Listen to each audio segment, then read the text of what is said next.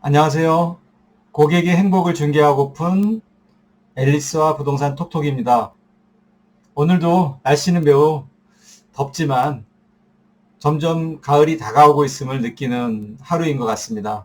곧 시원하고 청명한 가을 하늘을 우리가 두 눈으로 직접 볼 수 있지 않을까 생각이 되고요. 굉장히 기대가 됩니다. 자, 오늘은 지난 포스팅에서 부동산 경매가 왜 발생되고 어떤 방식으로 진행되는지 간략하게 알아보는 시간을 가졌었는데요.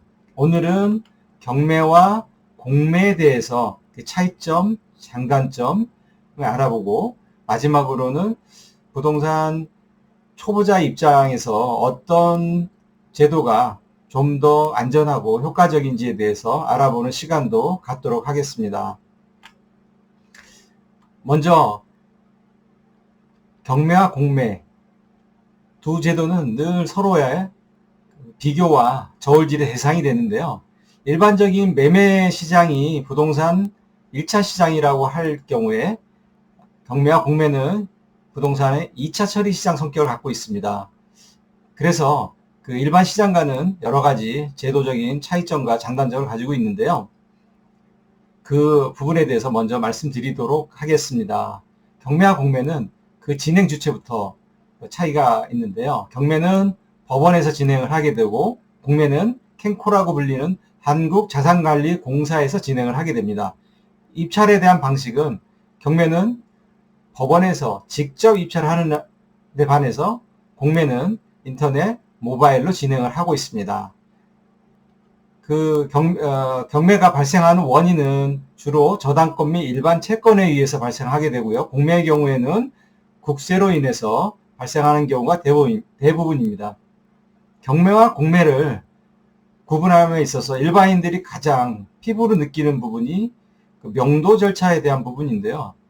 우리가 경매나 공매로 낙찰을 받게 되고 나중에 그 낙찰받은 집에 세입자가 살고 있을 경우에는 세입자와 협의를 통해서 이사 날짜를 조율한다든지 아니면 재계약을 진행한다든지 이러한 절차를 진행하게 되는데요.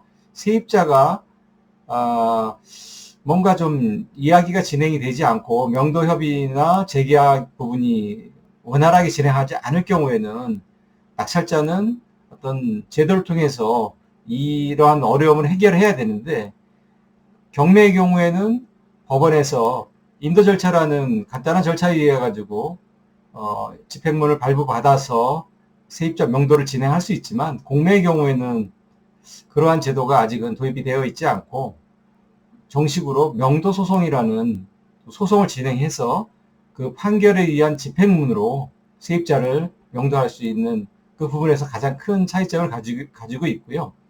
이러한 점에서 일반인들이 공매를 생각할 때 가장 어렵게 느끼는 부분이 아닐까 생각합니다. 그리고 경매와 공매의 장단점에 대해서 말씀드리겠습니다. 경매의 장점에는 일단 무엇보다도 저렴한 가격이겠죠. 시세보다 싼 가격에 구입할 수 있는 그러한 기회가 많이 있습니다. 또한 경매에 물건이 다양하게 많아서 저희가 선택할 수 있는 폭이 넓습니다.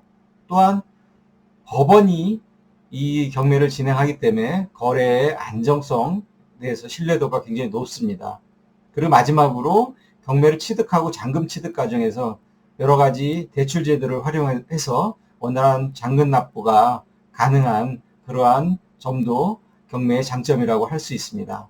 공매의 장점 또한 경매와 유사하게 저렴하게 시세보다 저렴한 가격으로 물건을 낙찰받을 수 있다는 점이 있고요. 또한 분할 납부 기능이 있어서 일정 금액 이상은 분할 납부도 가능하고 선납 시 감액할 수 있는 그런 조건도 있고 장기로 할부할 수 있는 그런 유연한 납부 조건이 존재합니다. 또한 공매의 경우에는 국세를 통해서 공매가 진행되기 때문에 권리관계가 대부분의 경우가 굉장히 단순하다는 점이 큰 장점이고요. 가장 큰 장점으로는 온라인으로 입찰을 보기 때문에 시간과 장소에 구애받지 않고 언제라도 참여할 수 있다는 게 가장 큰 장점이 아닐까 싶습니다. 또한 경매에 비해서 공매는 평균 3개월 정도로 진행이 완료돼서 경매에 비해서 상당히 신속하게 진행되는 그런 경향이 있습니다. 경매와 공매의 단점에 대해서 비교한다 그러면 아까 말씀드렸던 명도 절차에 대해서 그런 큰 차이점을 가지고 있는데, 공매의 경우에 세입자가 벼틸 경우에 명도 소송을 진행해서 처리해야 된다는 그러한 문제가 있었고요. 또한 권리 분석 같은 경우도 전문가가 아닌 경우에는 분석하기 어려운 그런 건들도 많이 있습니다.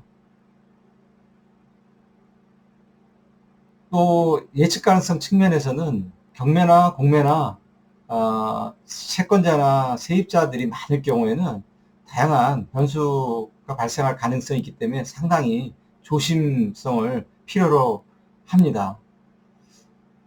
물론 이제 경매나 공매는 물건도 많고 그 제도가 안정화되어 있어서 여러 가지 물건을 낙찰받고 잔금을 치르고 물건을 취득하는 과정에서 많은 편리한 제도들이 준비되어 있어서 일반 분들도 또한 초보자 분들도 접근해서 내 소중한 부동산을 취득할 수 있는 그런 기회를 많이 가질 수 있습니다. 또 그런 기회를 많이 갖게 되시기를 바랍니다. 그럼 마지막으로 초보 투자자의 경우에는 경매와 공매 이 두 가지를 놓고 봤을 때 어디에다 먼저 투자를 하는 게 좋을 것인가에 대해서 제 의견을 말씀드리면 제 생각은 공매부터 하는 게 더 적합하다고 생각합니다. 통상의 경우에는 경매부터 시작하는 비율이 압도적으로 높습니다. 하지만 공매의 경우가 권리관계가 조금 단순해서 초보자들이 접근하기 좀 편한 부분이 있고, 두 번째로는 온라인 입찰 방법을 선택하고 있기 때문에 인터넷과 모바일을 통해서 간편하게 입찰할 수 있어서 어떤 접근성 측면에서 경매에 비해서 훨씬 유리하다고 할 수 있습니다. 마지막으로 대금 납부 조건에 분할 납부 기능도 있어서 낙찰 대금 납부에 보다 유연함을 가지고 있는 것이 공매라고 생각합니다. 이러한 이유로 초보자는 공매를 통해 부동산에 입문하는 것이 더 나을 수 있습니다. 하지만 이것은 어디까지나 저의 생각일 뿐이며 이 말씀을 듣는 각자가 처한 상황이나 성향에 맞게 선택하는 것이 맞지 않을까 생각합니다. 이 영상이 여러분들이 부동산 투자함에 있어서 약간의 도움이라도 되었으면 하는 마음입니다. 감사합니다.